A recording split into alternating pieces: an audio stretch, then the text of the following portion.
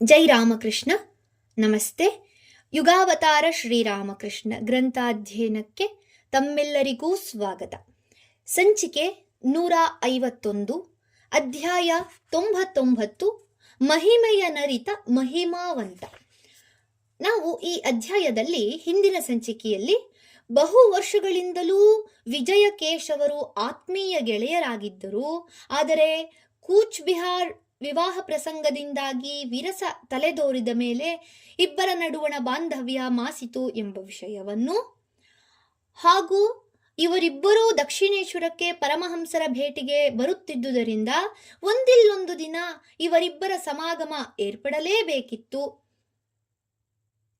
ಎಂಬ ವಿಷಯವನ್ನು, ಕಡೆಗೊಂದು ದಿನ ಅದು ಏರ್ಪಟ್ಟಾಗ ಆ ಸನ್ನಿವೇಶಕ್ಕೆ ಸಾಕ್ಷಿಯಾಗಿದ್ದ ಮಾಸ್ಟರ್ ಮಹಾಶಯ ತನ್ನ ಸುಪ್ರಸಿದ್ಧ ದಿನಚರಿಯಾದ ಶ್ರೀರಾಮಕೃಷ್ಣ ವಚನ ವೇದದಲ್ಲಿ ಅದನ್ನು ಸುಂದರವಾಗಿ ಬಣ್ಣಿಸಿದ್ದಾನೆ ಎಂಬ ಈ ವಿಷಯವನ್ನು ನೋಡಿದ್ದೆವು. ಇಂದಿನ ಸಂಚಿಕೆಯಲ್ಲಿ ಈ ಅಧ್ಯಾಯದ ಮುಂದುವರಿದ ಭಾಗ. ಅದು 1882 ಅಕ್ಟೋಬರ್ 27. ಶ್ರೀರಾಮಕೃಷ್ಣರು ತಮ್ಮ ಕೋಣೆಯಲ್ಲಿ ವಿಜಯಕೃಷ್ಣ ಮತ್ತಿತರರೊಂದಿಗೆ ಮಾತನಾಡುತ್ತಾ ಕುಳಿತಿದ್ದಾರೆ. ಆಗ ಕೇಶವನ ಅನುಯಾಯಿಗಳು ಕೆಲವರು ಅಲ್ಲಿಗೆ ಬಂದರು. ಶ್ರೀರಾಮಕೃಷ್ಣರೊಂದಿಗೆ ಗಂಗಾ ನದಿಯ ಮೇಲೆ ಕೆಲ ಕಾಲ ನೌಕಾಯಾನ ಮಾಡಲು ಉದ್ದೇಶಿಸಿ ಕೇಶವ ಒಂದು ಸ್ಟೀಮರನ್ನು ಗೊತ್ತು ಮಾಡಿ ತಂದಿದ್ದ. ಆದ್ದರಿಂದ ತಮ್ಮನ್ನೀಗ ಕೂಡಿಕೊಳ್ಳಬೇಕೆಂದು ಶ್ರೀರಾಮಕೃಷ್ಣರನ್ನು ಆಹ್ವಾನಿಸಲು ಇವರು ಬಂದಿದ್ದರು. ಶ್ರೀರಾಮಕೃಷ್ಣರು ಅದಕ್ಕೊಪ್ಪಿ ವಿಜಯನನ್ನೂ ತಮ್ಮೊಡನೆ ಕರೆದರು. ಒಲ್ಲೆ ಎನ್ನಲಾರದೆ ಅವನೂ ಅವರೊಂದಿಗೆ ಹೊರಟ. ಹಡಗು ನದಿ ಘಟ್ಟದಿಂದ ತುಸು ದೂರದಲ್ಲಿ ಲಂಗರು ಹಾಕಿತ್ತು. ಪಯಣಿಗರನ್ನು ಆ ಹಡಗಿನ ಬಳಿಗೆ ಕರೆದೊಯ್ಯಲು ಒಂದು ದೋಣಿ ಸಿದ್ಧವಾಗಿತ್ತು. ದೋಣಿ ಏರುತ್ತಿದ್ದಂತೆಯೇ ಶ್ರೀರಾಮಕೃಷ್ಣರು ಭಾವಸ್ಥರಾದರು. ಅವರನ್ನು ಹಡಗಿಗೆ ಹತ್ತಿಸಬೇಕಾದರೆ ಬಹಳ ಕಷ್ಟವಾಯಿತು. ಆಮೇಲೂ ಅವರಿಗೆ ಬಾಹ್ಯ ಪ್ರಜ್ಞೆ ಬೇಗ ಮರಳಲಿಲ್ಲ. ಅಂಗಾಂಗಗಳು ಸ್ವಾಧೀನದಲ್ಲಿರಲಿಲ್ಲ. ಆ ಸ್ಥಿತಿಯಲ್ಲೇ ಅವರನ್ನು ಮೆಲ್ಲಗೆ ನಡೆಸಿಕೊಂಡು ಹೋಗಿ ಹಡಗಿನ ಕ್ಯಾಬಿನ್ನಿನಲ್ಲಿ ಕೊಳ್ಳಿರಿಸಲಾಯಿತು. ಎಲ್ಲರೂ ಅವರಿಗೆ ಪ್ರಣಾಮ ಮಾಡಿದರು. ಕೇಶವನು ವಿಜಯನು ಬಳಿಯಲ್ಲೇ ಕುಳಿತರು. ಸಾಧ್ಯವಾದಷ್ಟು ಜನ ಕೋಣೆಯೊಳಕ್ಕೆ ನುಸುಳಿದರು. ಉಳಿದವರು ಕಿಟಕಿ ಬಾಗಿಲುಗಳಿಂದ ಇಣುಕಿ ನೋಡುವಷ್ಟು ಅನುಕೂಲ ಮಾಡಿಕೊಂಡರು. ಆದರೆ ಎಲ್ಲರೂ ಮೌನ. ಎಲ್ಲರಿಗೂ ಶ್ರೀರಾಮಕೃಷ್ಣರ ಮುಖದಿಂದ ಉದುರುವ ಒಂದೊಂದು ನುಡಿಮುತ್ತನ್ನು ಆಯ್ದುಕೊಳ್ಳುವ ಆತುರ. ಆದರೆ ಶ್ರೀರಾಮಕೃಷ್ಣರು ಮತ್ತೆ ಸಮಾಧಿಸ್ಥರಾಗಿ ಬಿಟ್ಟರು. ವಿಜಯ ಕೇಶವರಿಬ್ಬರಿಗೂ ವಿಪರೀತ ಕಸಿವಿಸಿ, ಮುಜುಗರ, ಮಾತನಾಡುವಂತಿಲ್ಲ, ಆಡದಿರುವಂತಿಲ್ಲ. ಈಗ ಏನಾಗಬಹುದು ಎಂದು ಕುತೂಹಲದಿಂದ ಇಣಿಕಿ ನೋಡುತ್ತಿರುವ ವೀಕ್ಷಕರು ಬೇರೆ. ಕೆಲ ನಿಮಿಷಗಳಲ್ಲಿ ಶ್ರೀರಾಮಕೃಷ್ಣರು ಕ್ರಮೇಣ ಪ್ರಕೃತಿಸ್ಥರಾದರು.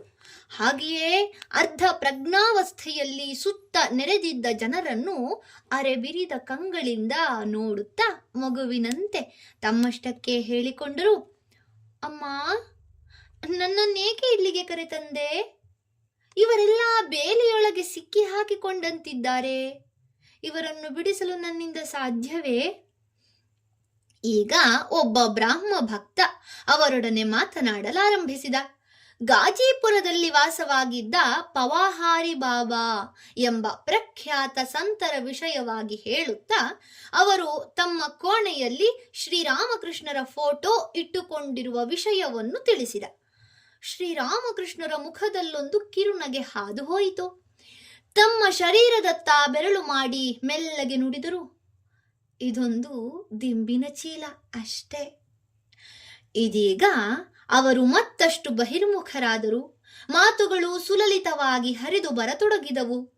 ಭಕ್ತನೆದೆಯೇ ಭಗವಂತನ ನೆಚ್ಚಿನ ಆವಾಸ ಸ್ಥಾನ ಎಂಬುದರ ಕುರಿತಾಗಿ ಹೇಳಿದರು. ಕಾಳಿ ತತ್ವವನ್ನು ವಿವರಿಸಿದರು. ದೇವನೊಬ್ಬ, ನಾಮ ಹಲವು ಎಂಬುದನ್ನು ಅರ್ಥಪಡಿಸಿದರು. ಮನಸ್ಸೇ ಎಲ್ಲಕ್ಕೂ ಕಾರಣ, ಮನಸ್ಸಿನಿಂದಲೇ ಬಂಧನ, ಮನಸ್ಸಿನಿಂದಲೇ ಮುಕ್ತಿ ಎಂಬುದನ್ನು ತಿಳಿಯಪಡಿಸಿದರು. ಕ್ರೈಸ್ತರ ಉಪದೇಶದ ಬಗ್ಗೆ ಪ್ರಸ್ತಾಪಿಸಿ ಪಾಪದ ಕುರಿತಂತೆ ಅತಿಯಾಗಿ ಹೇಳುವುದನ್ನು ಖಂಡಿಸಿದರು. ಯಾರು ಹಗಲಿರುಳು ನಾನು ಪಾಪಿ ನಾನು ಪಾಪಿ ಎಂದು ಹೇಳುತ್ತಿರುತ್ತಾನೆಯೋ ಅವನು ಪಾಪಿಯೇ ಆಗಿಬಿಡುತ್ತಾನೆ ಎಂದರು. ಈ ಸಂಬಂಧವಾಗಿ ಅವರು ಬ್ರಾಹ್ಮ ಸಮಾಜವನ್ನೂ ಟೀಕಿಸಿದರು. ಭಗವಂತನ ನಾಮವನ್ನು ಜಪಿಸುತ್ತಿದ್ದರೆ ಮನುಷ್ಯನ ಮನಸ್ಸು ಶುದ್ಧವಾಗಿ ಬಿಡುತ್ತದೆ ಎಂದು ತಿಳಿಸಿಕೊಟ್ಟರು. ಹೀಗೆ ಹಲವು 18 ವಿಷಯಗಳ ಬಗ್ಗೆ ಮಾತು ನಡೆಯಿತು. ಶ್ರೀರಾಮಕೃಷ್ಣರ ಅಮೃತ ವಾಹಿನಿಯಲ್ಲಿ ತೇಲುತ್ತಿದ್ದವರಿಗೆ ಸಮಯದ ಪರಿವೆಯೇ ಇಲ್ಲವಾಗಿತ್ತು. ಆದರೆ ಈ ನಡುವೆ ವಿಜಯಕೇಶವರ ಮಧ್ಯೆ ಮಾತ್ರ ಸೌಹಾರ್ದವಿನ್ನೂ ಉಂಟಾಗದೆ ಇಬ್ಬರೂ ಪರಸ್ಪರ ಮೌನ ಭಾವ ತಾಳಿರುವುದನ್ನು ಗಮನಿಸಿ ಶ್ರೀರಾಮಕೃಷ್ಣರೊಂದು ಚಟಾಕಿ ಸಿಡಿಸಿದರು. ನಿಮ್ಮಿಬ್ಬರ ನಡುವಿನ ವಿವಾದವನ್ನು ನೋಡಿದರೆ ಶಿವನಿಗೂ ರಾಮನಿಗೂ ನಡೆದ ಜಗಳದಂತಿದೆ.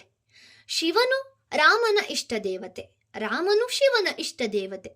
ಯಾವುದೋ ಕಾರಣಕ್ಕಾಗಿ ಇವರಿಬ್ಬರಲ್ಲಿ ಮನಸ್ತಾಪ ಬಂದಿತು. ಇಬ್ಬರಿಗೂ ಯುದ್ಧವಾಯಿತು. ಬೇಗನೆ ಅದು ನಿಂತು ಹೋಗಿ ಒಪ್ಪಂದಕ್ಕೂ ಬಂದು ಬಿಟ್ಟರು. ಆದರೆ ಶಿವನ ಭೂತಗಣಗಳಿಗೂ ರಾಮನ ಕಪಿ ಸೈನ್ಯಕ್ಕೂ ಪ್ರಾರಂಭವಾಗಿದ್ದ ಕಚ್ಚಾಟ ಬಡಿದಾಟ ಮಾತ್ರ ಏನು ಮಾಡಿದರೂ ನಿಲ್ಲದು. ಅದು ಇನ್ನೂ ನಡೆಯುತ್ತಲೇ ಇದೆ.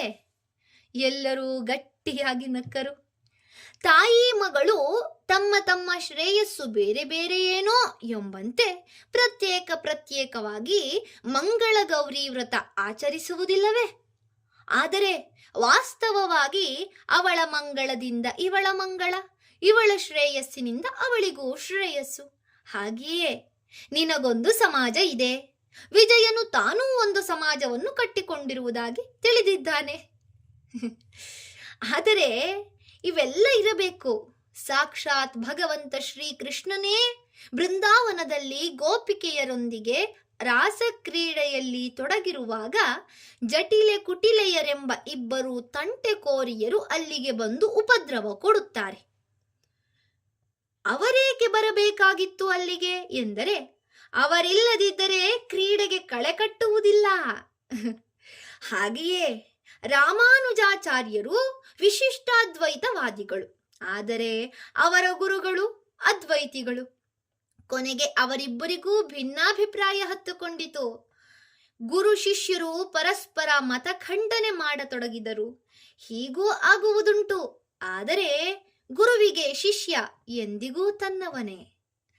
ಶ್ರೀರಾಮಕೃಷ್ಣರ ಹಾಸ್ಯಪೂರ್ಣವಾದ ವಿವೇಕಯುತವಾದ ಮಾತುಗಳಿಂದ ವಾತಾವರಣ ಬಹಳ ಮಧುರವಾಯಿತು.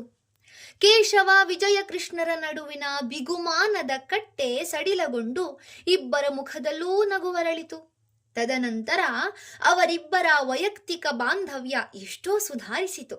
ಆದರೆ ಶ್ರೀರಾಮಕೃಷ್ಣರು ಹೇಳಿದ್ದಂತೆ ಅವರ ಅನುಯಾಯಿಗಳ ಕದನ ಮಾತ್ರ ಭೂತಗಣ ಕಪಿವಿಂಡುಗಳ ಜಗಳದಂತೆ ಹಾಗೆಯೇ ಮುಂದುವರಿಯಿತು.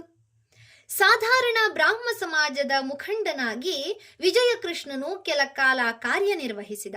ಆದರೆ ಅವನಲ್ಲಿ ಈ ಬಗೆಯ ಸಾಂಘಿಕ ಜೀವನದ ಆಸಕ್ತಿ ಕುಗ್ಗಿತು. ಅಲ್ಲದೆ ಸ್ವಭಾವತಃ ಭಕ್ತನಾದ ಸಾಕಾರ ಭಗವಂತನ ಆರಾಧಕನಾದ ಅವನು ತನ್ನ ಭಕ್ತಿ ವಿಶ್ವಾಸವನ್ನು ಮುಚ್ಚಿಡಲಾರದವನಾದ. ಒಂದಾನೊಂದು ದಿನ ತನ್ನ ಸಾಧಾರಣ ಸಮಾಜವನ್ನೂ ತ್ಯಜಿಸಿ ತೀವ್ರತರ ಆಧ್ಯಾತ್ಮಿಕ ಸಾಧನೆಯಲ್ಲಿ ನಿರತನಾದ. ಅವನು ಬಿಟ್ಟು ಹೋದುದನ್ನು ಕಂಡು ಇನ್ನೂ ಹಲವಾರು ಜಿಜ್ಞಾಸುಗಳು ಸಮಾಜವನ್ನು ತ್ಯಜಿಸಿದರು. ಇದರ ಪರಿಣಾಮವಾಗಿ ಸಮಾಜದಲ್ಲಿ ಆಧ್ಯಾತ್ಮಿಕ ವಾತಾವರಣ ತಗ್ಗಿ ಕೇವಲ ಸಾಮಾಜಿಕ ಸುಧಾರಣೆಯ ಕಾರ್ಯಚಟುವಟಿಕೆಗಳು ಹೆಚ್ಚಿಕೊಂಡವು.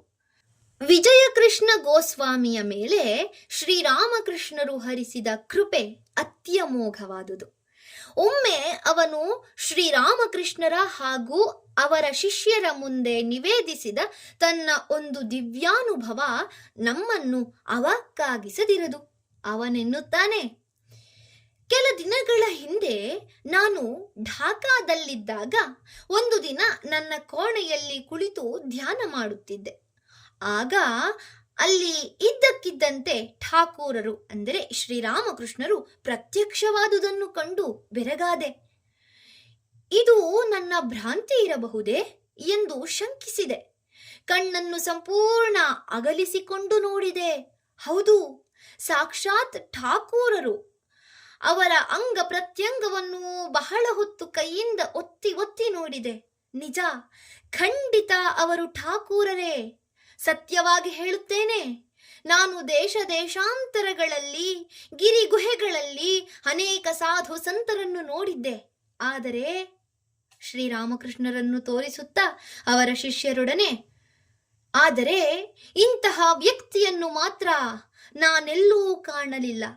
ಇವರಲ್ಲಿ ರೂಪಾಯಿಗೆ ಪೂರ್ಣ 16 ಆಣೆಯಷ್ಟು ಆಧ್ಯಾತ್ಮಿಕ ಶಕ್ತಿ ವ್ಯಕ್ತವಾಗಿದ್ದರೆ, ಇತರ ಸಂತರಲ್ಲಿ ಕೇವಲ 2 ಆಣೆ ಅಥವಾ 1 ಆಣೆಯಷ್ಟು ಪ್ರಕಾಶವನ್ನು ಕಾಣಬಹುದು.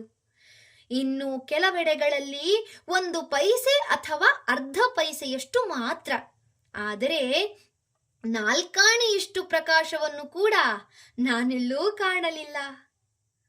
ವಿಜಯಕೃಷ್ಣನ ಮಾತುಗಳನ್ನು ಆಲಿಸುತ್ತಿದ್ದ ಶ್ರೀರಾಮಕೃಷ್ಣರು ಮಂದ ಮಂದವಾಗಿ ಮುಗುಳ್ನಗುತ್ತಾ ಏನೇನೋ ಹೇಳುತ್ತಿದ್ದಾನೆ ಎಂದರು.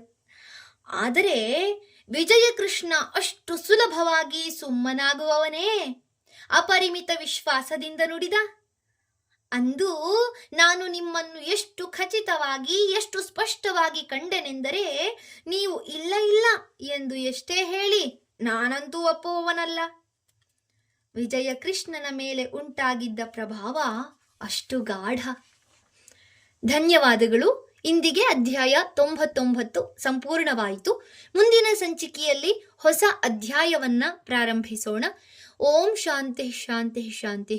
ಹರಿ ಓಂ ತತ್ಸತ್. ಶ್ರೀರಾಮಕೃಷ್ಣಾರ್ಪಣಮಸ್ತು. ಸರ್ವೇ ಜನ ಸುಖಿನೋ ಭವಂತು. ಜೈ ಶ್ರೀಮಾತಾ.